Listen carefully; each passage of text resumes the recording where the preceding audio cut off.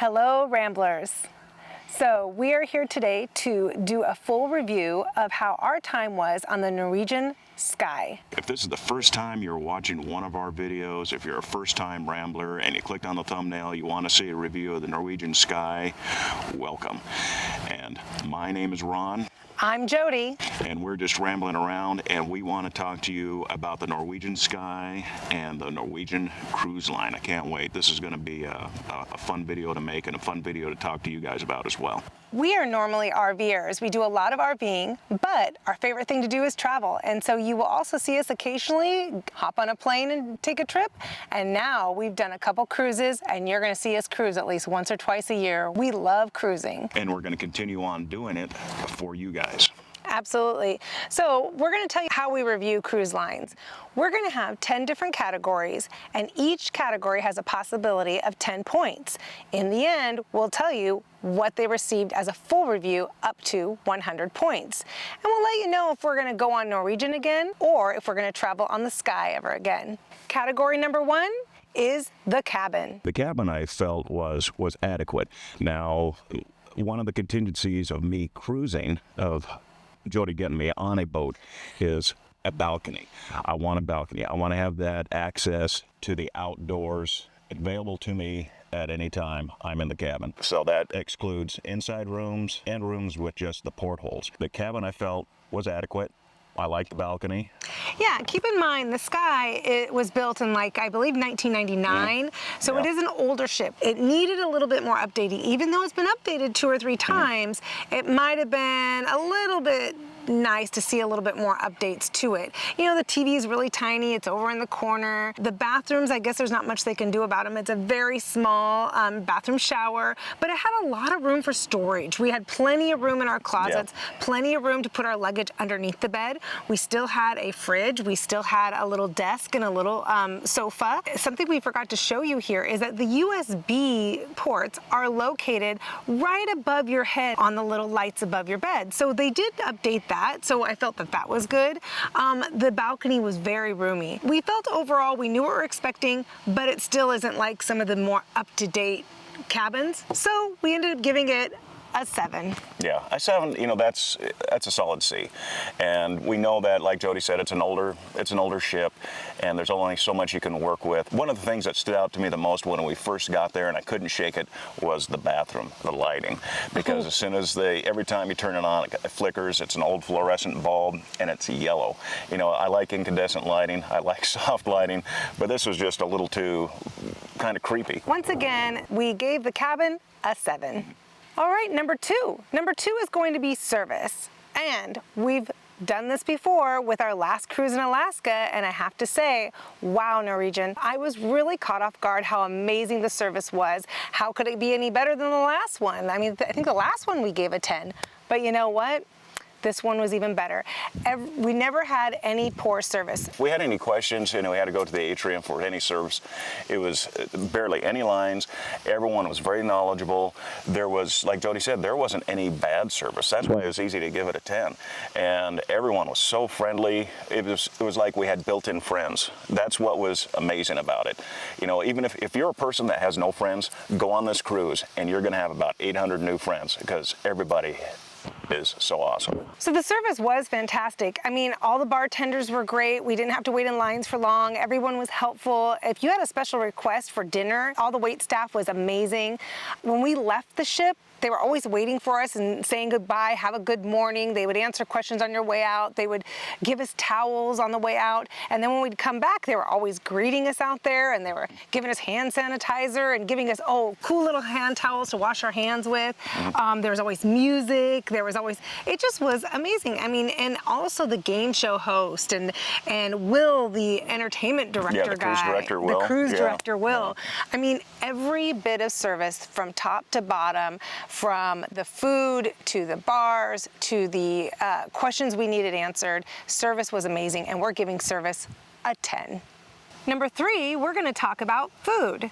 Now, as far as food goes, we tried to make sure we did everything we possibly could do to cover the whole place for you. We went to Cagney's. Cagney's was amazing. We went to La Bistro. fantastic. We did go to the Italian La Cucina, and we also went to, the sushi place. Yeah, the Pinnacle Sushi Bar was wonderful. The sushi was great. The drinks were great. We had some sake. We also made sure we took the time and we went into some of the little pubs. That evening pub, the local. We also took advantage of getting our room service. We enjoyed the buffets. We also went to the garden buffet, which is the outside buffet. We did that a couple different times for breakfast, and we did it for lunch.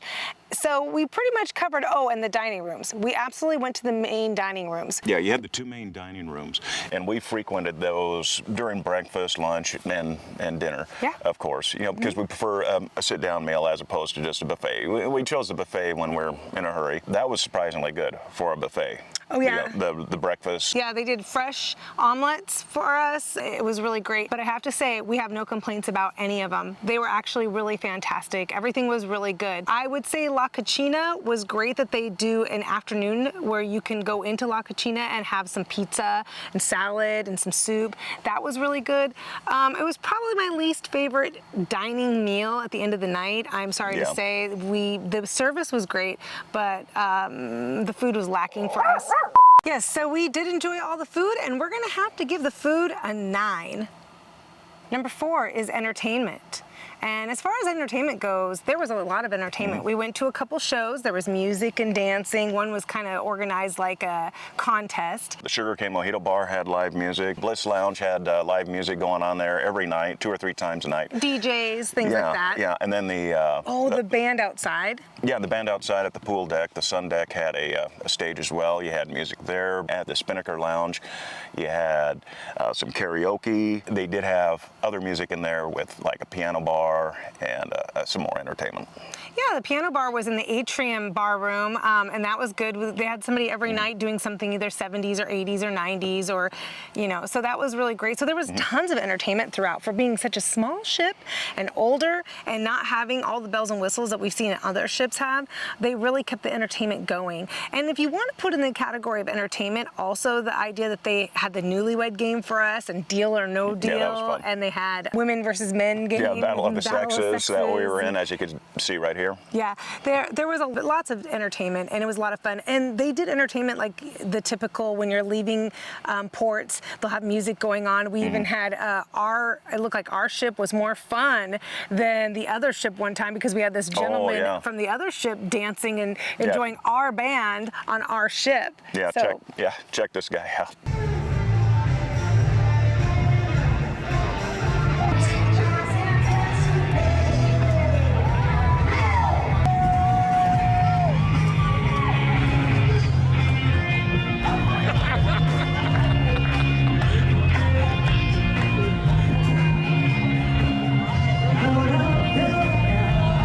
Goofy fellow. So we had a really good time as far as entertainment goes. I don't think there was any lack of entertainment.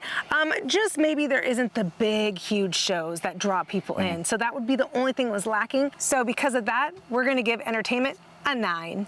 Number 5 is activities. And I gotta say, also for a small ship, also for an older ship, they kept the activities rolling on. I mean, they obviously had bingo, they had trivias, they had a casino, they had a spa, a workout room, games. There was a huge number of activities going on all the time, every day, from morning until night. The activities went on and on. It wasn't boring at all. You can go onto the websites and look at the list of activities, and we tried to show you throughout all the videos what activities were going on all day and all night. I love that they would put the TV up in your room and show you what activities were going to go on the next day. They also left the papers. Yeah, the itinerary was left outside the door every day so you could prepare for what you're going to do that next day, which I thought was really convenient. Yeah, so for activities and how many classes they offered and everything going on throughout that ship for the whole 9 days, we gave it a 9. Number 6 is going to be the ship. And we rate the ship on cleanliness, amenities, the whole layout of the ship in general. And we have to say, it was a great layout. Cleanliness, it was very clean. Oh yeah, very clean, no issues whatsoever. Washy, washy, happy, happy. Washy, washy. That's what we were told every day, and it was true. As far as amenities go, I thought it was amazing how the ship really provides anything and everything you need. I felt like we were really just well taken care of. And like I said, the ship was really well maintained. And they have done updates to that ship over the years. So I think that's also why it's still a very beautiful ship. So overall, for the ship, we actually are giving it a 9. Number 7 is going to be embarkation and debarkation. And how we rate this is by letting you know how easy was it getting on the ship? How quickly was it? How organized was it getting onto the ship? And what about when we disembarked? Was that organized? Was that easy to do? And we looked it all over, and I have to tell you, since we only have our experience up in Vancouver, Canada, this time we were in Miami, and I was a little nervous because Miami is known as, I think, the largest cruise port in the world, possibly? Yeah, it is the largest cruise port terminal in the world. Very impressive. It's one of the largest deep water ports that can handle some of these larger ships. So crazy, but boy, they knew what they were doing. I mean, we knew we needed to be in B or C. We get in there, we walk through. You have to wait. They give you a number. If you take care of everything ahead of time and you pay attention to all your emails and you pay attention to everything, you can get your numbers, like I think almost a couple weeks to a month ahead of time. And then when you get there, you just try to get there during the time they allotted. Then they start calling out your number, and they just moved it so quickly, probably because it's a small ship. That is also why I want to let you know I chose this smaller ship, because people have told me that getting on and off the ship at ports and with debarkation and embarkation, it is so much easier because it's a smaller ship. It's not as many people to get on and off. And I gotta say, it went pretty fast. I was really impressed too that when we showed up, right away we were greeted, we went up to the desk, then this guy gave us the keys, and we're like, oh, we're getting keys already? They said, yes, your room won't be ready until 2 or 2:30, but here's the keys. And then they just said, listen for your number. Our number was called, we got on board. They said, your muster station is at K. We were on in like 10, 15 minutes. I don't know. It was easy. It was so easy compared to the Holland America one up there in Vancouver, BC. You know, it was corrals upon corrals, lines upon lines. I think it took us 2 hours or more to get into the Koningsdam. And then this one here, we were on the ship before we even knew we were on the ship. It went that fast. Yeah, it was really, great. Really it was cool. really, really great, yeah. And then even debarkation, we chose to get off the ship on our own, take our own luggage, so that's probably also why it's so easy. It's just something we would rather do. It just makes it work easier for us. Also, they let you stay on and have breakfast. I think we didn't have to leave until maybe 10, I can't remember. So it was pretty simple, and we just walked right off. I mean, it was nothing. It was easy because they allowed us to go at our own speed. Of course, we had to be off the ship by, I believe, like 11 or something like that. Yeah, because they account for everyone to be off the ship, and we're probably one of the last ones, but it was nice because we went on our own speed. Our airplane didn't go out until 3, so we had a long day. And it was super easy. You get out at that port, and you can get your Uber or Lyft. He was waiting for us, and that was really simple as well. So honestly, for embarkation and debarkation, and this also, the ports were amazing as well, we're giving it a 10. Number 8 is going to be ports and excursions. And this is just letting you know, because some ships have priority in ports. Where we're lined up at these ports is important to us. Also with the excursions, how many excursions did they offer? How well were the excursions they offered?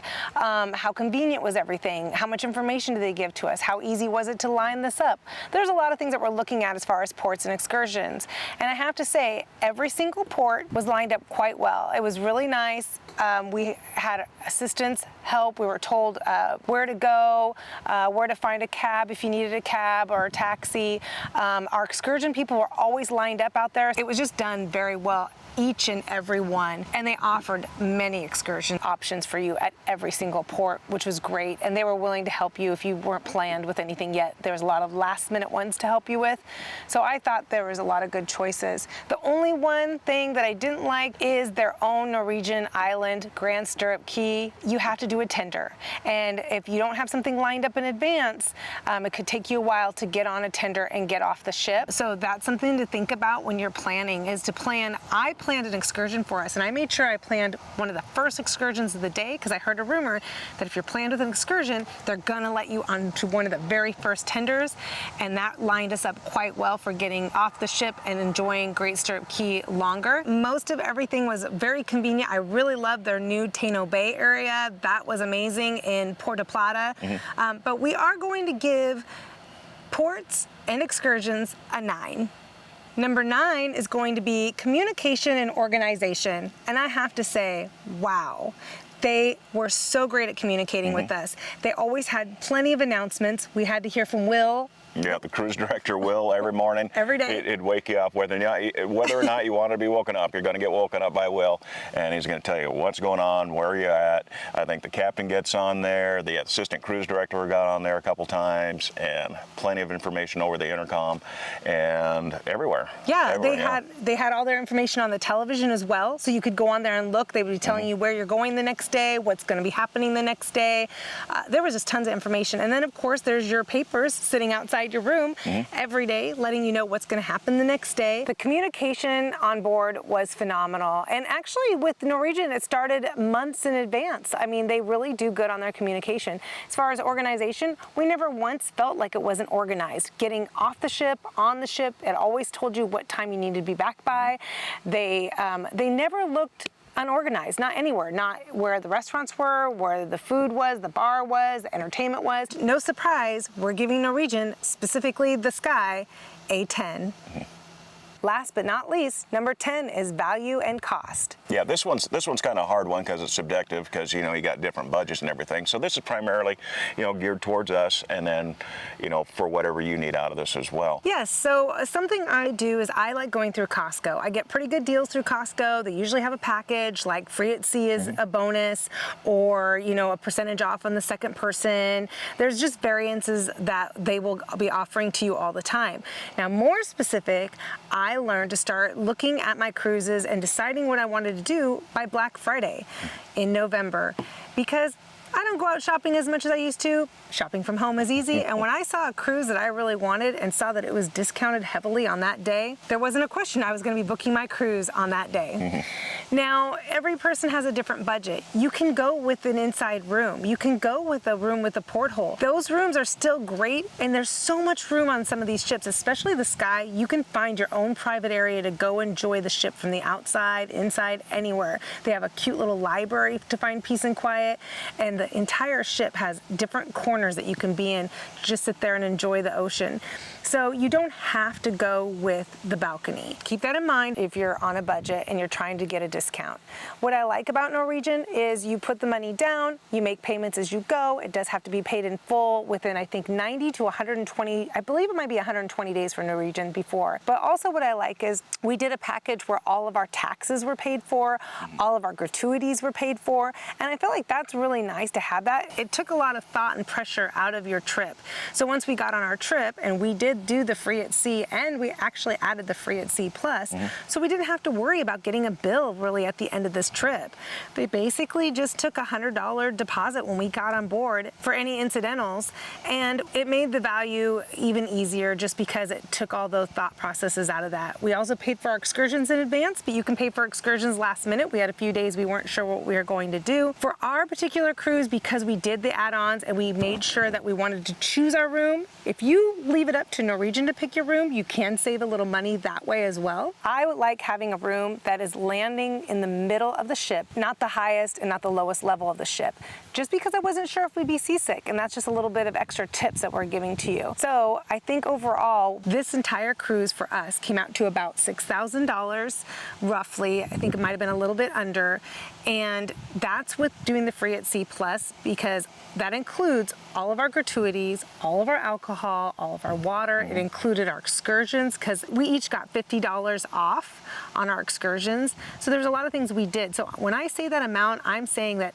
everything was covered for under that amount. So overall, for us, cost and value, and like I said, you can get this, you could probably do this cruise for $3,000 or even less. It just depends on what you're wanting. But overall, for the cost per value, how we looked at it, we really felt like we got everything we wanted. We had excellent service. We had Norwegian took good care of us, and we really enjoyed it. So we're going to give it an 8 for value and cost. So with all that being said, the grand total is 90. And I think that's a very good score. That's an A-. And considering everything that we did and all the fun we had, and for 9 days, A-, I think is a fairly high score. I agree. I think an A- is a really good score for a ship that's smaller, 30 years old almost? Yeah, 99. So well, yeah, about 25 years, 26. 25 years old. Yeah.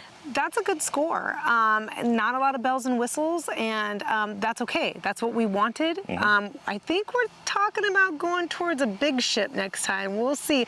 But also keep in mind, you want to go with what ports? Where do you want to visit? Where do you want to go? Then you go look at what ships and what cruise lines are going to that destination. There's always a couple of them. When we were out there, we saw Carnival, we saw Princess, we saw the bigger Norwegian ships. So first, decide on your destination, then go look at who's out there, and then also compare on the prices, of course, and what they have to offer. And I'll say right now, we will be doing Norwegian again. I really thought Norwegian did an excellent job. And I'm like, if they did this good a job with an older, smaller ship, I wonder what they do with a bigger ship. Oh, I can't wait. Can't wait to see something real fancy and bigger. I would do the Sky again. I'm not against it. Oh, yeah. Yeah. We'd do it. Yeah, definitely, yeah. Yeah, I would say if the Sky is going to a place you want to go, I don't think you'll be disappointed. We also chose it because it's not so accentuated on family or children. I'll be honest with you. I mean, children want to go where all the big slides are. The children want to go where all the activities and the rides and all the fun is. And so it's not really, I would say, the place for kids' destination or a family destination.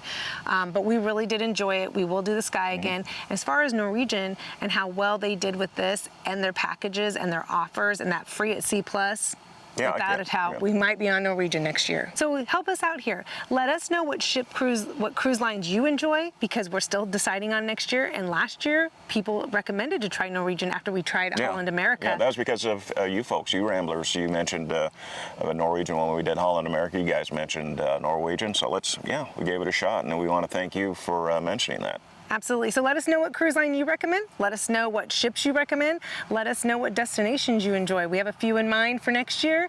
And if you're not following us, please hit subscribe, hit like, and if we helped you out, let us know that we helped you out.